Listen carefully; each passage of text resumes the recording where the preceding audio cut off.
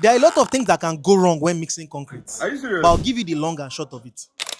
Cement is the binder for all the aggregates involved in the mixture that gives it the strength. But cement is not the strength of the concrete. Now, the strength is in the aggregates. In fact, the large aggregates. If you are talking about a conventional concrete, is the granite, the fine aggregates, and the cement alongside water that makes that concrete. The strongest thing that matters the most is the aggregates. That is the stone. This concrete can never be stronger than the stone in that concrete. One next that matters is the binder. That binder is the gum. Imagine you are trying to crack something. You either crack it at the item itself, which is the aggregate, or in the bonding between aggregates. So if the bonding between aggregates is weak, that means between stone and sand, between stone and stone inside that concrete is weak, then it's not going to be enough. It is going to fail at the seam. It's just like when you sew clothes together. It can either, if you try to tear the cloth, you either tear the cloth itself or you tear the seam in between joining of the materials. That seam is what cement does. Another thing that can go wrong is water ratio.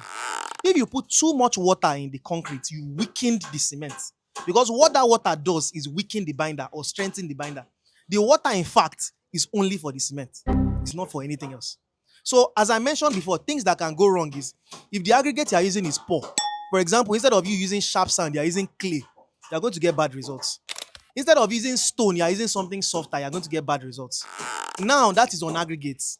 On the binder itself, which is the cement, if you overwater the binder, you get bad results. If you use a binder that is not strong enough, the concrete fails at the seams. So when I talk about poor and rich mix in concrete, it's really dependent on the aggregates, the ratio of the aggregates, the binder, and the water. So too much stone with not enough sand, you have spaces in your concrete because stone cannot fill up the entire space. Too much sand and not enough stone, and you are having a concrete that is not strong because the strength is now reliant on the sand and the binder, which is never as strong as the granite itself. Too much water and you weaken the binder. Not enough water and you don't allow enough mix. So, for example, if you are supposed to use one bag of cement for 200 kg of aggregate, you are using one bag to 500 kg.